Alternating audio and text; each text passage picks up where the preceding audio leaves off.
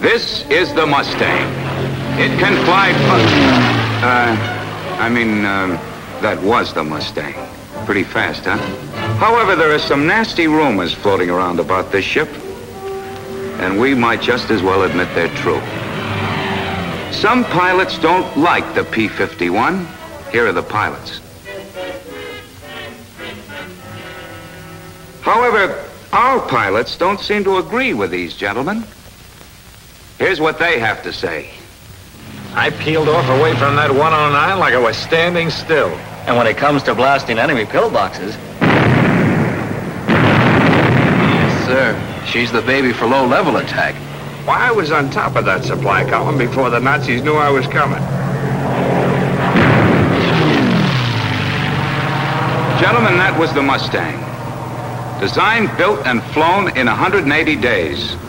Ordered in 1940 because the British foresaw the day when the deliveries made by the Ju-88s to Coventry would be returned with interest. An escort fighter which could fly farther and faster in protecting our bombers delivering those bundles from Britain. Gentlemen, that was the Mustang. But today, in order to accompany our new bombers deep into enemy territory, our fighters must fly farther still and higher. Out of this need arose... Well, Colonel, there she is, the P-51B. Looks like the old Mustang, doesn't she? Yes, much of the construction is exactly the same. But Mr. Deach, using the same basic design as the P-51A, has built a ship that'll fight from 25,000 feet on up. That's the new engine, eh? That's the Rolls-Royce Merlin 61, built by Packard. It's a 12-cylinder job like the Allison and the P-51A. But it packs a military rating of 1,520 horsepower and a war emergency rating of 1,630 horsepower. And a two-stage supercharger. This two-stage blower and external fuel tanks mean it can serve as a high-altitude escort fighter for long-range bombers, besides doubling as a low-altitude fighter, dive, or low-level bomber. And with 150-gallon ferrying tanks under each wing, your pilots will be hopping the Atlantic pretty soon without too much trouble. And we're putting an 85-gallon tank in the fuselage, back of the pilot seat. Now, these tanks, or the bombs, these are dummies, of course, go on these racks on each side, as you know. Without these racks, the plane has 15 miles per hour more top speed. But this ship is faster than the old model, even with the racks on. And we're swinging a four-bladed prop to absorb the extra power. It's a Hamilton hydromatic constant speed job with cuffs. Now, we're using the same laminar flow airfoil as before. That made the Mustang such a fast ship. And, this is a newly designed aileron that gives the ship an extremely fast rate of roll. We call it the sealed balance type. I have a diagram here that illustrates how this aileron works. Now, the normal aileron looks like this. When the aileron moves up into the airflow, air leaks through the space between the aileron and the wing. That's where a lot of the force applied to the stick is wasted. But our sealed balance aileron lessens to a great extent the force required, because the part of the airflow that formerly escaped can no longer do so. The cloth connection stops it. Therefore, this airflow, which formerly escaped, exerts a force down on the airtight cloth, which in turn enables the pilot to force the wing down with much less effort. You don't have to tell me why that's important in lining up those 450s there on a Messerschmitt or a Focke-Wulf. We have a pretty insulation on those guns. Let's take a look at them.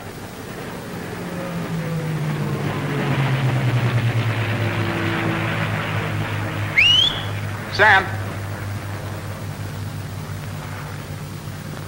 Give me a hand with these access doors here.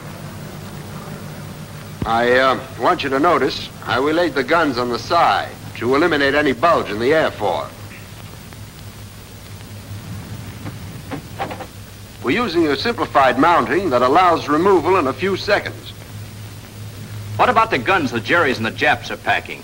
What kind of protection does the pilot have from enemy gunfire? Well, let's take a look at the sketches, shall we? We'll show you. Here we are. The P-51B is equipped with face-hardened steel armor plating and an armor glass windshield. This affords protection for the pilot from bullets hitting within this area. We've also protected the coolant tank and the nose from frontal attack. In other words, in flight you get these cones of protection from enemy bullets.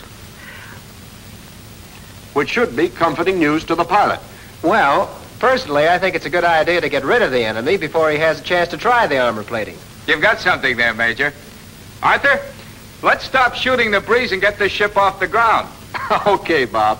Colonel, if you'll join me in the control tower, we'll have grandstand seats. Right. See you later, Chilton. Right, sir.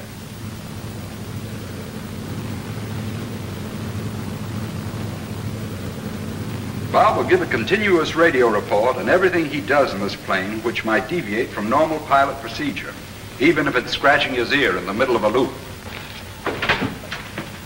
Hello, Mr. Deeds. Oh, Charlie, these are the gentlemen I called you about. Colonel, let's get over to where we can see things. Ah, there's Bob. Now, you notice he gets in the plane from the rear, and flaps are kept down to prevent anyone stepping on them. Now, Bob, before he gets into the cockpit, checks the Zeus buttons on the radio compartment panels. Once inside the cockpit, he gets comfortable, adjusts the rudder pedals, gets his shoulder harness set. Well, they should be ready by now. Charlie, let's give them a call. Okay, Mr. Deeds. Hello, Army 115. This is Mines Tower. The air's all yours, Bob. Nothing expected for the next hour. Over. Hello, Mines Tower. This is Army 115. Well, here's where I start the monologue. Hope your ears can take it. I've checked the servicing of the ship to have an idea of the amount of load I'm carrying. Rate of climb can vary as much as 500 feet a minute, depending on the load. I close the cockpit enclosure by first pulling the left side into position, then lowering the upper portion.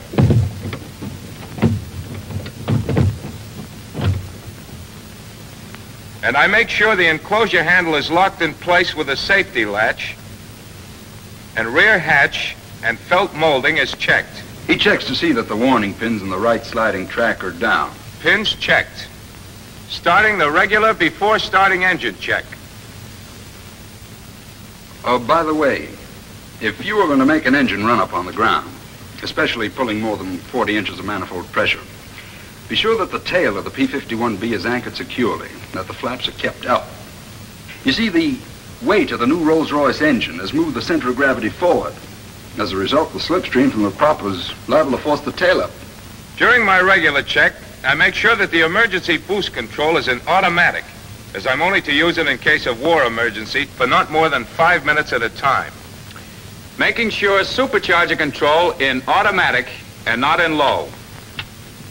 Coolant and oil switches checked in automatic. Fuel booster pump on normal. Finish check, starting engine. Clear.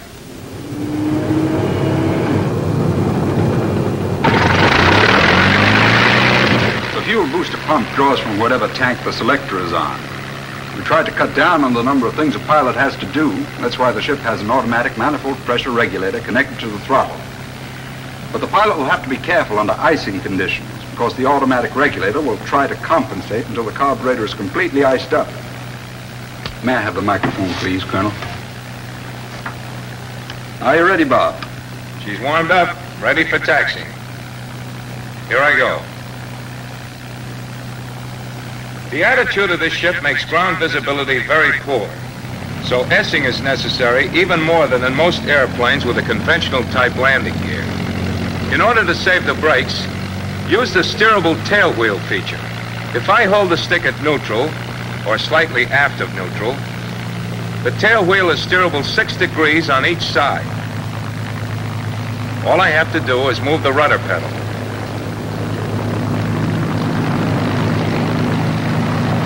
The 6-degree steering feature doesn't allow sharp turns. In order to make one, I simply push the stick forward. The tail wheel unlocks and becomes full swiveling. However, excessive throttle or excessive use of brakes with the stick forward should be avoided to prevent nosing over. Making regular cockpit check. If in doubt, use the checklist. Every Army plane's got one. Flaps up. Coolers open. Trim tabs, 7 degrees, right rudder trim. Note that I switched the fuel booster pump to emergency. The pump draws from whichever tank the selector is on. Instruments, okay. Switches on main panel, okay. Checking oxygen gauge. Switches right panel, okay. Gas tanks, full. Running up engine, checking mags. Now, I use no flaps normally for takeoff, but if I were carrying bombs or external tanks, I might use them. So to show the operation, I'll use them this time. The best settings, 20 degrees flaps and 6 degrees tail heavy on the elevators, as the plane will get off more quickly and give a greater feeling of control that way. The manifold pressure can be used as you need it up to 61 inches.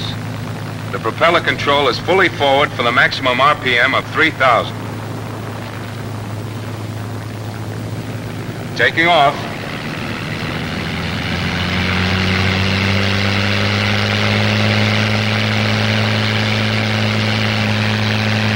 Keeping the tail on the ground and use of rudder trim, as I said before, counteracts normal torque action on takeoff.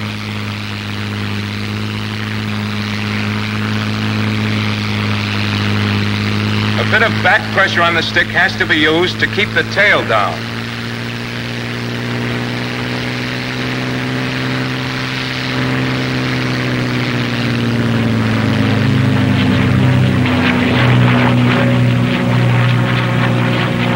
Landing gear up.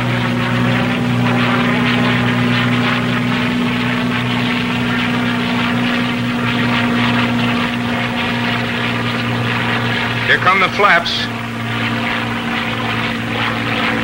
Practically no settling when they're raised. Fuel booster pump in normal. The plane feels normal now that it's off the ground. I'm heading upstairs. Let's get a pair of binoculars so we can see what's going on. Colonel, there's a pair, Major. Thank you.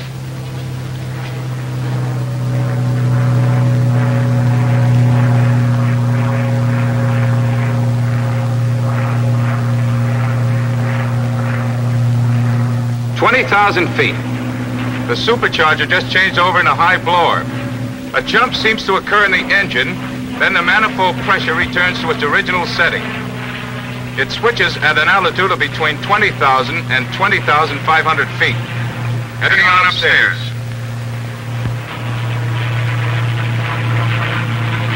$25,000 feet. I've leveled off. Hello, Chilton. Hello? How is she on directional trim changes when speed and horsepower are varied? I'll throttle back and give it a whirl. The airplane is stable at all normal loadings, but the directional trim changes at low speeds as horsepower and speed is varied. However, the rudder tab corrects this effectively with only a slight adjustment, and it should be used as necessary. Normally, there is no trouble as the plane is naturally stable. That means the P-51B will remain at any altitude without adjusting the trim tabs. Less work for the pilot. Now I'm going to show her stalling characteristics. The stall is comparatively mild and occurs at approximately 95 miles per hour indicated with gear and flaps up. About 3 or 4 miles above this stalling speed, a slight elevator buffet occurs. Plane sinks a distance, then rolls over on one wing. It doesn't whip over as some other planes do and has very little tendency to drop into a spin. The recovery is completely normal. All that has to be done is to release the back pressure on the stick and apply opposite rudder. With the gear and flaps down, the stall would have the same characteristics as before, only it occurs at about 85 miles per hour indicated. Naturally, with combat tanks or bombs making an extra load, the stalling speeds are higher. I'll run to an accelerated stall.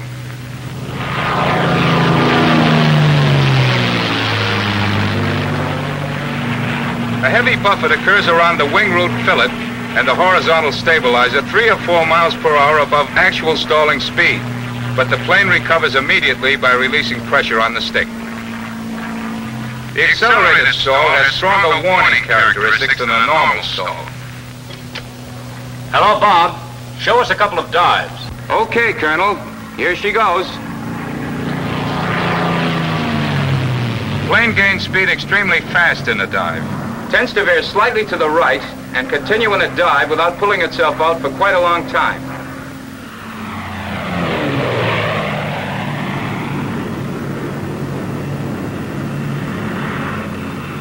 The propeller doesn't overrun during the dive, does it?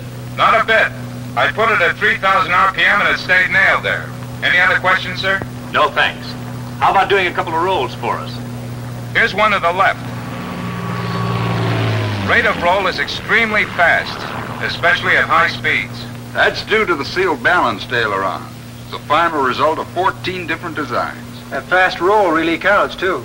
Yes, that means the pilot can disengage the enemy a lot quicker. We believe the only enemy ship that can approach it for speed of roll is a Focke-Wulf 190. Here's another dive. In the dive, the pilot doesn't have to maintain excessive forward pressure on the stick. Catch the slight tendency to veer to the right with a trim tab. If in a prolonged dive. Otherwise, the ship is positively stable in the dive. Hello, Arthur. I'm going up to high altitude and put her in a maximum speed dive to show you how fast you'll go before reaching compressibility. Okay, Bob, let us know when you're up there. Roger. Now then, while Bob's climbing, there are some points that might interest you, gentlemen. Let's sit down, shall we? Colonel? Thank you. Now, as you know, the true speed of a plane at the time compressibility occurs, divided by the speed of sound at that altitude, gives us a figure called the Mach number. So named after the man who discovered the relationship. Let's take an example. We'll say the plane reached compressibility at 560 miles per hour. That's true airspeed, at 10,000 feet altitude. Dividing this speed by 724, the speed of sound at 10,000 feet, we get, and gentlemen, we've done this arithmetic many times before, 0.76, the Mach number. Now that number indicates the speed a plane can dive at any given altitude.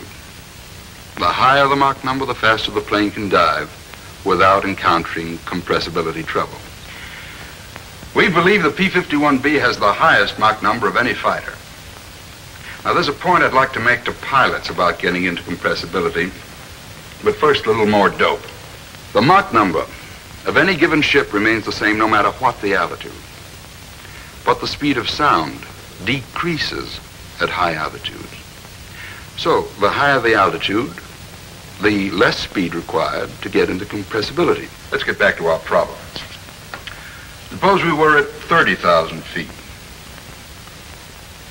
Then X, the speed we could go, divided by the decreased speed of sound at that altitude, 680 miles per hour, equals the Mach number, 0.76. Solving, we find that we could go only 517 miles per hour before getting compressibility. One more thing. The higher the altitude, the faster the true speed for any given indicated speed, and as I said, the lower true speed required to reach compressibility. So here's the point, and it's an important one.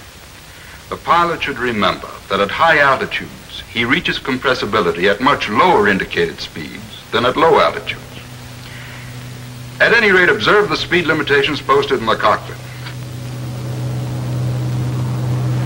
38,000. Are you all set down there? I guess we're all set. We had enough theory for the moment anyhow. Major, should we let them know we're still down here? Right. Hello, Bob. We're all set down here. You really gonna wind her up for us? Just you hold on to your hat, Major. Okay. Give us your indicated speed and how she acts when you get her into compressibility, will you? Roger. I'll be down in a minute.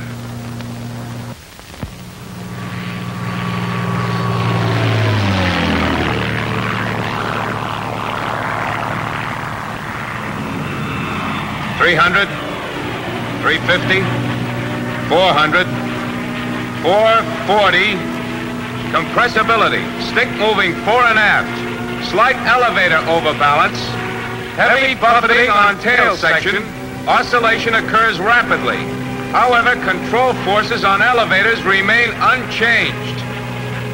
Plane hunts slightly along horizontal axis. Pulling out now.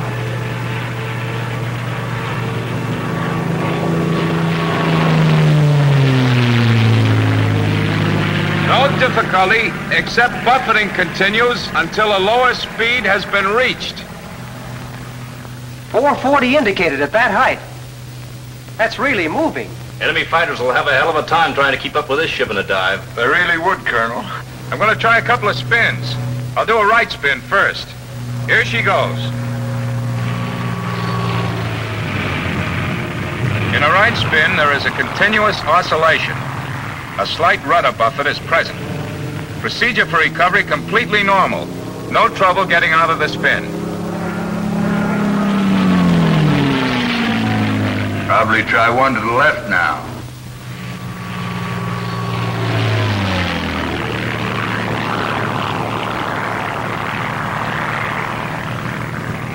For 3 turns, an oscillation is present as in the right spin.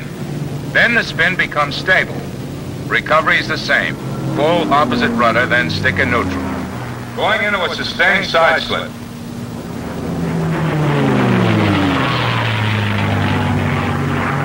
Couldn't hold it. I'll do another. The plane will not hold a sustained side slip. The aileron control is insufficient to hold it on a side-slipping angle. The ship automatically tends to straighten out. However, it will side-slip long enough to avoid enemy fire. What about prohibitive maneuvers? The usual limitations? Right, no snap rolls, inverted spins, or outside loops. Hello, Bob. How about some aerobatics? Roger. Here's a loop.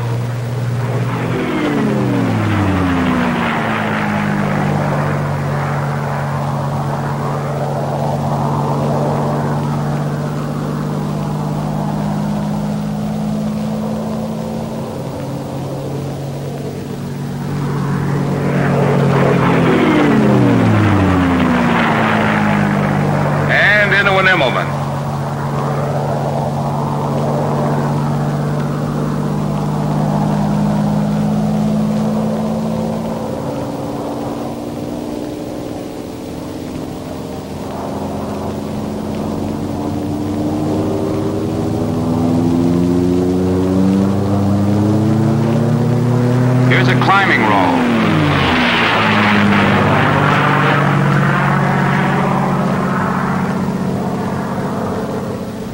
At high cruise, this airplane will even do a loop or Immelman from level flight position.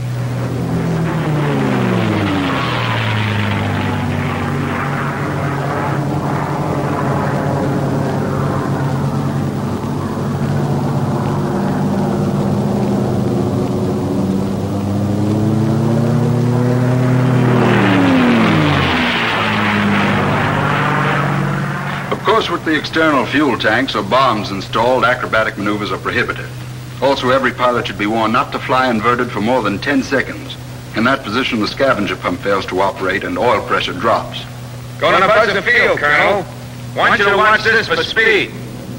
Here he comes.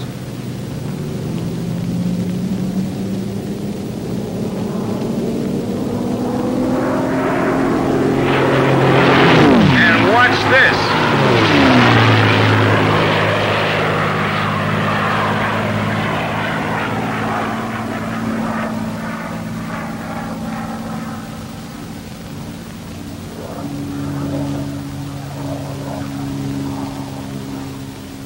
Like a bat out of hell. Boy, that was beautiful. Anything else I can show you while I'm up here? That was beautiful, Bob. Thanks, Colonel. I'll show you her gliding characteristics. I'll make a glide approach before landing. Right. Let's move over to where we can watch them come around.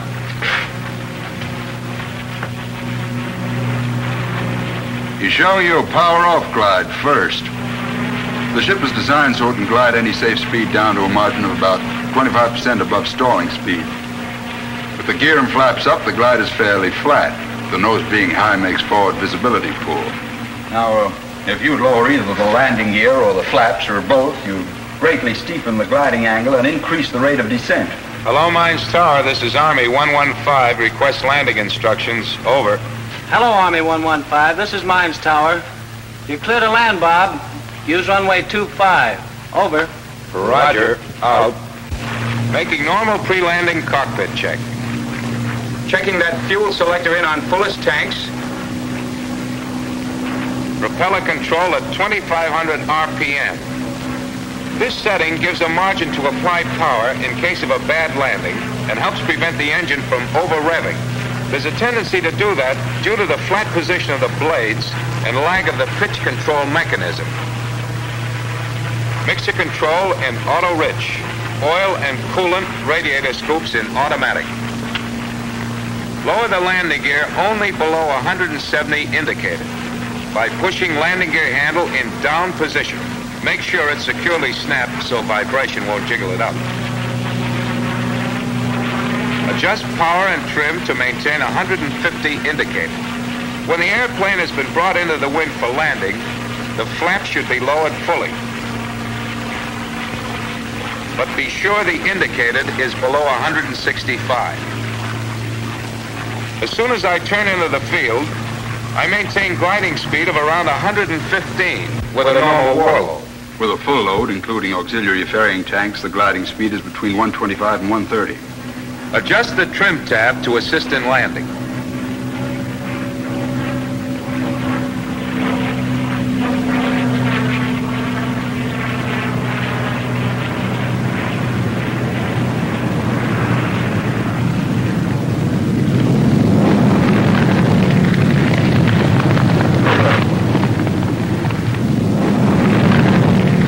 Beautiful landing. You can land just as well crosswind. The wide landing gear and the lockable tail wheel make it safe. But as you know, never use more than half flaps. Well, let's go down to the line and talk to Bob. Thank you.